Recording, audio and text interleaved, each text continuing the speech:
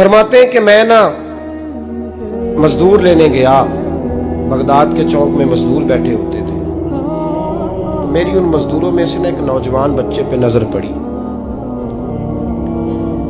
बड़ा कमजोर सा वजूद था, लेकिन चेहरे पर इबादत का निशान था। माथा बताता था कि नमाज का बड़ा ख्याल रखता है। मैं उसके करीब गया।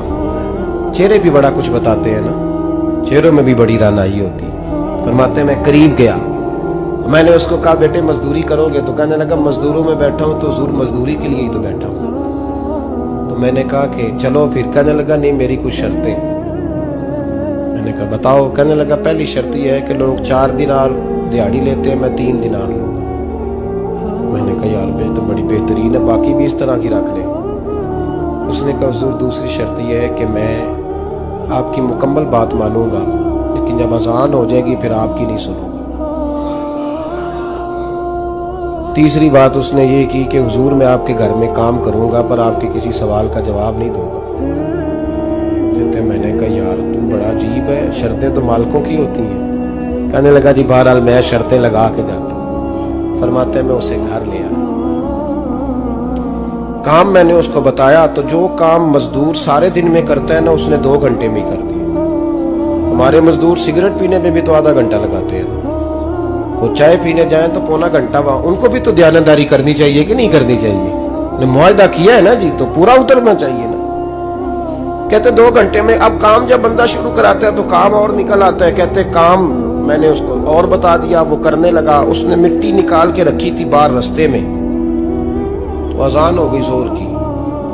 उसने वहीं कुदाल छोड़ी कही और चलने लगा। तो मेरा बेटा कहने लगा इसको जरा बराबर कर दो। कहने लगे चुप कर जा, तेरे बाप से बात हुई थी। जब अजान होती है तो मैं किसी और की नहीं सुनता, सिर्फ अल्लाह रसूल की सुनता हूँ। कहते हो मस्जिद चला गया, नमाज पढ़ के आया तो दोपहर का वक्त था। मेरी बीबी कहने लगी इसको को खाना खा ले। कहते हमने कहा खाना खा लो। तो कहने लगा मैंने रोजा रखा, रमजान भी नहीं था, नफली रोजा रखा। फरमाते हैं शाम हुई, मैंने 3 दिनार दिए। तो मैंने कहा तेरा नाम क्या है? कहने लगा मैंने आपसे कहा था मैं किसी सवाल का जवाब नहीं दूंगा। तो वो चला गया। अगले दिन मैं फिर लेने गया उसे, काम कुछ और निकल आए। तो लोगों ने बताया वो सिर्फ हफ्ते वाले दिन आता। मैंने कहा क्यों? कहने लगे जी वो कहता है मेरा हफ्ते का खर्चा 3 दिनार है। जब 3 दिनार कमा लेता हूं तो बाकी सारा टाइम अल्लाह रसूल की जिक्र में गुजार दिया करता हूं।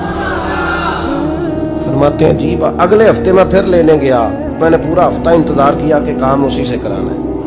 मैं जब गया तो मैंने कहा चलो। कहने लगा मेरी शर्तें याद है ना? और मैंने कहा याद है भाई, साथ चल। फरमाते हैं काम कराया। 2-3 हफ्ते वो आता रहा। एक हफ्ते में गया तो लोगों ने कहा हुजूर आज नहीं आया। क्यों? कहने लगे बीमार हो गया। कहाँ घर है? कहने लगे बगदाद के कब्रिस्तान के पीछे जो कच्ची आबादी है उसमें रहता है। फरमाते मैं गया, दरवाजे पे दस्तक दी तो कहने लगा हुजूर आप हैं? दरवाजा खोला है, आ जाइए। फरमाते मैं अंदर गया तो मैंने कहा तुम्हें कैसे पता चला मैं आया हूँ? कहने लगा हुजूर अल्लाह वाले हो, आप नहीं आना था, वरना अमीर तो गरीबों का पता लेने कोई नहीं आते। कहते मैं करीब गया तो कहने लगा मैं आपका इंतजार कर रहा था, तेज बुखार है, तप रहा। जेब से कुछ पैसे निकाले। कहने लगा ये पैसे रख लें। एक अंगूठी निकाली। कहने लगा हुजूर आज रात को मेरा इंतकाल हो जाएगा, इन पैसों का कफन खरीद के सुबह जनाजा पढ़ के मुझे दफन कर देना, और जब दफन करो तो ये अंगूठी लेके असर के बाद हारून रशीद के पास जाना। आप उसे कहना मैंने मिलना है, पर वो आपको टाइम नहीं देगा। आप उसको आवाज दीजिएगा कि तेरी एक अमानत है मेरे पास। फिर वो आपसे मिलेगा तो अंगूठी दे दें, फिर आप मेरी तरफ से फारिग हैं। हज़रत फरमाने लगे तेरा नाम? और कहने लगा हुजूर वक्त थोड़ा है, आज रात मैंने जाना है, बड़ी लंबी माफी मांगनी है रब करीम से। अगर मुनासिब समझे तो मुझे अपने रब से तन्हाई कर दे। फरमाते मैं आ गया और उसकी बातों ने मुझे सारी रात सोने नहीं दिया। फरमाते सुबह बड़ी मुश्किल से सूरज निकला, मैं गया दरवाजे पे हाथ रखा तो दरवाजा खुला हुआ था। अंदर दाखिल हुआ तो खुशबुएं मेरा इस्तकबाल कर रही थी। जब चेहरे से कपड़ा हटाया तो उसका तो इंतकाल हो चुका। इंतकाल हो चुका, ऐसे है जैसे किसी का दीदार करके सोया। कहते मैं तो 2 आदमी ले गया था जनाजे पे, पर पता नहीं दुनिया किधर किधर से आई, कहां कहां से। अखां जदों मीटियां जमाना मैनू रोवेगा, अपना ते अपना बेगाना मैनू रोवेगा। फरमाते हैं मैं तो 2 बंदे ले गया था, पर पता नहीं मखलूक कहां कहां से आई। जनाजा पड़ा, दफन किया। हारून रशीद के पास में असर के बाद गया, मैंने बुलाना चाहा पर बादशाह था, मेरी तरफ देखा ही नहीं। मैंने उसको कहा तेरी एक अमानत मेरे पास है। फरमाते हैं वो मुझे कोने पे ले गया, क्या बात है, कमरे में बुलाया, मैंने अंगूठी दी। हारून रशीद तो चीखे मारने लगा, कहने लगा अंगूठी वाला कहाँ है? मैंने कहा वो तो इंतकाल कर गया। कहने लगा मुझे कब्र पे ले चल। कहते मैं कब्र पे लाया तो वो लेट गया, तड़प के रोने लगा। मैंने कहा मेरा कलेजा फट जाएगा, ना उसने कुछ बताया ना तूने बताया, ये कौन था? तो हारून रशीद कहने लगा ये मेरा बेटा था। मैंने कहा तेरा बेटा और मजदूर?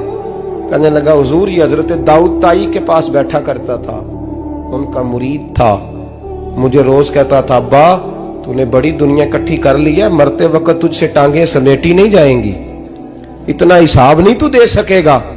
मैं इसको समझा देता, इसकी अम्मा समझा देती। ये रोज हमें कहता छोड़ दो, आ जाओ अल्लाह रसूल की बारगाह में झुक जाएं।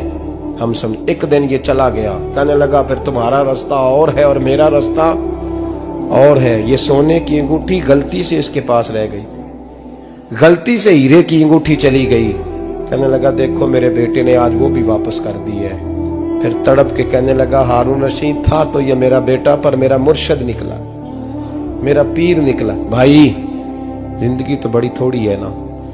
बाबा साहब ने कहा था उठ फरीदा सुते आ, और दाढ़ी आ गया ही पूर, अग्गा नेड़े आ गया, पिछा रह गया ही दूर। उठ फरीदा सुते आ, खलकत वेखन जा, मते कोई मिल जाई बख्शिया ते तू ही बख्शिया जा। उठ फरीदा सुते आ, झाड़ू दे मसीत, तू सुते रब जागदा, तेरी डाडे नाल परीत। मेरा रब हमें भी अपनी बारगाह में कबूल फरमा।